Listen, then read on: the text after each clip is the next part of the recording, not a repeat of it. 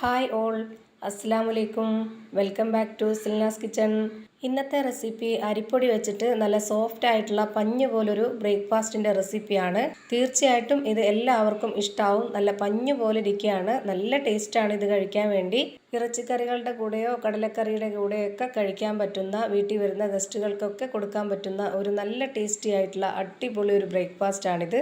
അപ്പോൾ നമുക്ക് ഈ ഒരു പലഹാരം എങ്ങനെയാണ് തയ്യാറാക്കിയെന്ന് അറിയാൻ വേണ്ടി വീഡിയോ ഫുള്ളായിട്ടൊന്ന് കണ്ടു നോക്കാം. അതിനു മുമ്പായിട്ട് എൻ്റെ സിൽനാസ് കിച്ചൺ ചാനൽ ആദ്യമായിട്ട് കാണുന്നവരാണെങ്കിൽ പ്ലീസ് ഒന്ന് സബ്സ്ക്രൈബ് ചെയ്തേക്കണേ. ഒപ്പം തന്നെ ഈ വീഡിയോസ് നിങ്ങൾക്ക് ഇഷ്ടപ്പെടുകയാണെങ്കിൽ ഒരു ലൈക്ക് ചെയ്യാനും മറക്കരുത്.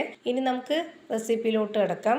ആദ്യം തന്നെ ഞാനിവിടെ ഒരു മിക്സിയുടെ ജാർ എടുത്തിട്ടുണ്ട്. ഇതിലേക്ക് 250 ml കപ്പിൻ്റെ അളവിൽ 1 കപ്പ് വെള്ളം ഒഴിച്ചു കൊടുക്കാം. പിന്നെ ഇതിലേക്ക് വേണ്ടത് വറുത്ത അരിപ്പൊടിയാണ്. നമ്മൾ പത്തിരിക്കും ഇടിയപ്പത്തിനും ഒക്കെ എടുക്കുന്ന സാധാരണ അരിപ്പൊടിയാണ് ഇതിലേക്കും എടുക്കുന്നത്.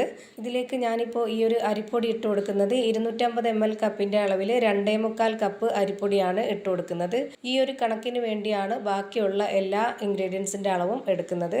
ഈ ഒരു അരിപ്പൊടിയും വെള്ളവും ചേർത്ത് നല്ലപോലെ അരച്ചെടുക്കാനുള്ളതാണ്. ഇതുപോലെ നമ്മൾ അരച്ചെടുക്കുമ്പോൾ ആദ്യം തന്നെ വെള്ളം ഒഴിച്ചു കൊടുത്തിട്ട് വേണം പൊടി ഇട്ട് കൊടുക്കാനായിട്ട്.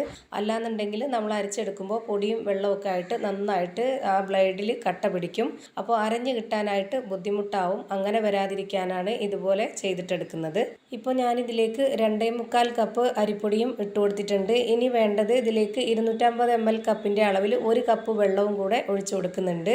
ഈ ഒരു കണക്കിന് വെള്ളം ഒഴിച്ചു കൊടുത്തതിന് ശേഷം ഇനി ഒരു സ്പൂൺ വെച്ചിട്ട് നല്ലപോലെ ഇതൊന്ന് ഇളക്കി കൊടുക്കാം.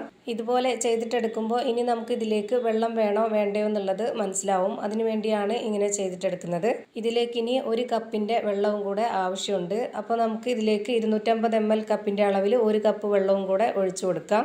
അപ്പോൾ ഈ ഒരു മിക്സിലേക്ക് ടോട്ടലായിട്ട് വേണ്ടി വന്നിട്ടുള്ള വെള്ളം 250 ml കപ്പിൻ്റെ അളവിൽ 3 കപ്പ് വെള്ളമാണ്. 250 ml കപ്പിൻ്റെ അളവിൽ 2.25 കപ്പ് അരിപ്പൊടിക്ക് വേണ്ടിയാണ് ഈ ഒരു കണക്കനുസരിച്ച് വെള്ളം എടുക്കേണ്ടത്.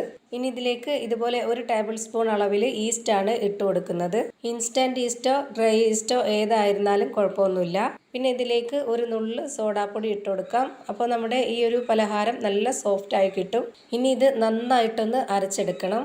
ഹൈ സ്പീഡിൽ ഇട്ടിട്ട് 1 മിനിറ്റ് നേരത്തേക്കെങ്കിലും നല്ല പോലെ അരച്ചെടുക്കുമ്പോൾ ഇത് നന്നായിട്ട് ഒരു ക്രീമിൻ്റെ പരുവത്തിലേക്ക് പതഞ്ഞ് നല്ലൊരു ആ ഒരു രീതിയിൽ വരും. അതാണ് ഇതിൻ്റെ കറക്റ്റ് പരുവം. അരച്ചെടുത്ത മിക്സ് ഞാനിപ്പോൾ മുഴുവനായിട്ടും ഒരു പാത്രത്തിലേക്ക് ഒഴിച്ചു കൊടുത്തിട്ടുണ്ട്. ഇനി ഒരു 30 മിനിറ്റ് നേരത്തേക്ക് ഇതൊന്ന് അടച്ചു വെച്ച് കൊടുക്കാം. 30 മിനിറ്റ് നേരം കഴിയുമ്പോഴത്തേക്ക് ഇത് നല്ലപോലെ ഈസ്റ്റൊക്കെ ആക്റ്റീവായിട്ട് മാവ് നന്നായിട്ട് ഒന്നുകൂടെ നല്ല സോഫ്റ്റായിട്ട് വന്നിട്ടുണ്ടാവും. അതുപോലെ തന്നെ ഒരുപാട് അങ്ങ് പൊങ്ങി വരത്തൊന്നുമില്ല. കാരണം ഒരു 30 മിനിറ്റ് അല്ലേ ആയിട്ടുള്ളൂ. ആ ഒരു പരുവാണ് ഇതിൻ്റെ കറക്റ്റ് പരുവം. ഇപ്പം ഞാനൊരു കയ്യിൽ കൊണ്ട് കോരി കാണിച്ചു തരാം. ഇതാണ് ഇതിൻ്റെ കറക്റ്റ് ആയിട്ടുള്ള പരുവം. ഒരുപാടങ്ങ് ലൂസും ആവരുത്, ഒരുപാടങ്ങ് കട്ടിയും ആവരുത്. ഇനി ഇതിലേക്ക് ആവശ്യത്തിനുള്ള ഉപ്പിട്ട് കൊടുക്കാം. പിന്നെ ഇതിലേക്ക് വേണ്ടത് എള്ളാണ്. ഇതുപോലെ 1 സ്പൂൺ അളവിൽ ഇട്ട് കൊടുക്കുന്നുണ്ട്. എള്ള് നിർബന്ധമൊന്നുമില്ല, പക്ഷേങ്കിൽ ഈ ഒരു പലഹാരത്തിന് എള്ളിൻ്റെ മണവും കൂടെ ആവുമ്പോൾ ഒരു പ്രത്യേക ടേസ്റ്റാണ്. അപ്പോൾ ഈ ഒരു എള്ളും കൂടെ ചേർത്ത് തയ്യാറാക്കുമ്പോഴാണ് കറക്റ്റായിട്ട് ആ ഒരു നല്ല ടേസ്റ്റ് കിട്ടുന്നത്. ഇപ്പം ഞാനിപ്പോൾ ഇത് എല്ലാം കൂടെ നന്നായിട്ട് ഇളക്കി യോജിപ്പിച്ച് കൊടുത്തിട്ടുണ്ട്. ഇതാണ് ഇതിൻ്റെ കറക്റ്റായിട്ടുള്ള പരുവം. ഇനി നമുക്കിത് തയ്യാറാക്കിയെടുക്കാം. അപ്പോൾ ഞാനിപ്പോൾ ഇത് തയ്യാറാക്കിയെടുക്കുന്നത് അപ്പം ചുടുന്ന നോൺ സ്റ്റിക്കിൻ്റെ പാനാണ്. അത് ഫ്ലെയിം ഓണാക്കി വെച്ച് കൊടുത്തിട്ടുണ്ട്.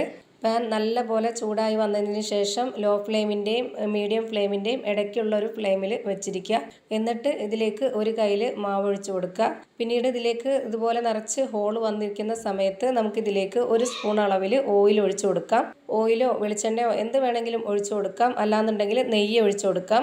അതുമല്ലെങ്കിൽ ഇതൊന്നുമില്ലാതെ തന്നെ വെറുതെയും ചുട്ടെടുക്കാവുന്നതാണ്. ഓരോരുത്തർക്കും ഇഷ്ടമുള്ള രീതിക്ക് അനുസരിച്ച് ചെയ്തിട്ടെടുക്കാം. നോൺ സ്റ്റിക്കിൻ്റെ പാനിൽ തന്നെ ആവുമ്പോഴാണ് ഈ ഒരു ഷേപ്പിൽ തന്നെ കിട്ടുന്നത്. അതുപോലെ ഈ ഒരു ടേസ്റ്റും കിട്ടുന്നത്. ഇനി ഇരുമ്പിൻ്റെ ചട്ടിയിലാണ് ചുട്ടെടുക്കുന്നതെങ്കിൽ ഷേപ്പിനും വ്യത്യാസം ഉണ്ടാവും. അതുപോലെ തന്നെ ആ ഒരു ടേസ്റ്റിനും വ്യത്യാസം ഉണ്ടാവും. ആ ഒരു രീതിയും ഇഷ്ടമുള്ളവർക്ക് അങ്ങനെയും ചെയ്തിട്ടെടുക്കാം. ഇപ്പം ഞാനിതാ ഒരെണ്ണം ഇവിടെ തിരിച്ചും മറിച്ചൊക്കെ ഇട്ട് കൊടുത്തിട്ട് ചുട്ടെടുത്തിട്ടുണ്ട്. അതുപോലെ തന്നെ ഇത് അപ്പം ചുടുന്ന പാനിൽ തന്നെ ചുട്ടെടുക്കാൻ വേണ്ടി നോക്കുക. എന്നാലേ ഇതിൻ്റെ ആ ഒരു നടുഭാഗത്ത് നല്ല സ്പോഞ്ച് പോലെ വരുള്ളൂ.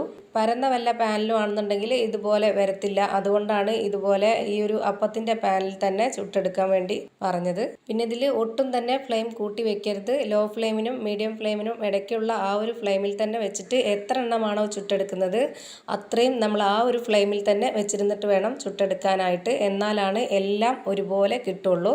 പിന്നെ നമ്മൾ മാവ് ഒഴിച്ചു കൊടുത്തതിന് ശേഷം ഒരു ഭാഗത്ത് മാത്രമേ എണ്ണ ഒഴിച്ചു കൊടുക്കുന്നുള്ളൂ. പിന്നെ വീണ്ടും എണ്ണ ഒഴിച്ചു കൊടുക്കേണ്ട ആവശ്യമില്ല. എണ്ണ ഒഴിച്ചു കൊടുത്തതിന് ശേഷം ഒരു സെക്കൻഡ് ഒന്ന് വെയിറ്റ് ചെയ്തിട്ട് പിന്നെ വേണം ഇതൊന്ന് മറിച്ചിട്ട് കൊടുക്കാനായിട്ട്. അപ്പോൾ ഞാനിപ്പോൾ ഇവിടെ ഇതേപോലെ തന്നെ തിരിച്ചും മറിച്ചൊക്കെ ഇട്ട് കൊടുത്തിട്ട് എല്ലാ മാവിലും വേവിച്ചെടുത്തിട്ടുണ്ട്. ഇതിപ്പോൾ കാണുമ്പോൾ തന്നെ നിങ്ങൾക്ക് അറിയാൻ പറ്റുന്നുണ്ടാവും, നല്ല പഞ്ഞ് പോലെ ഇരിക്കുകയാണ്. ഇതിൻ്റെ ആ ഒരു നടുഭാഗം നമുക്ക് സാധാരണ ആ ഒരു വെള്ളയപ്പത്തിൻ്റെ ആ ഒരു നടുഭാഗമൊക്കെ ഉണ്ടാവുമല്ലോ, സ്പോഞ്ച് പോലെ, അതുപോലെ ഇരിക്കും ഈ ഒരു അപ്പത്തിൻ്റെ. കണ്ടില്ലേ, ഇത് നല്ല ടേസ്റ്റാണ്. ഒരു തവണ നിങ്ങൾ ഇതുപോലെ ഒന്ന് തയ്യാറാക്കി നോക്കിയാൽ പിന്നെ നിങ്ങൾ വീണ്ടും വീണ്ടും ഇതേപോലെ തന്നെ തയ്യാറാക്കി കഴിക്കും. അത്രയും നല്ല ടേസ്റ്റാണ്. അപ്പോൾ ഇത്രയേ ഉള്ളൂ ഇന്നത്തെ വീഡിയോ ഇഷ്ടമായാൽ ലൈക്ക് ചെയ്യാനും കമൻറ്റ് ചെയ്യാനും ഷെയർ ചെയ്യാനും മറക്കരുത്. അതുപോലെ തന്നെ ഞാനിടുന്ന പുതിയ വീഡിയോസ് നോട്ടിഫിക്കേഷനായിട്ട് കിട്ടുന്നതിന് വേണ്ടി സബ്സ്ക്രൈബ് ചെയ്ത് ബെല്ലൈക്കൺ അമർത്തി അതിൽ ഓൾ എന്ന ഓപ്ഷൻ എനേബിൾ ചെയ്ത് കൊടുക്കാനും മറക്കരുത്. പുതിയൊരു വീഡിയോയുമായി വീണ്ടും വരും. Thank you for watching.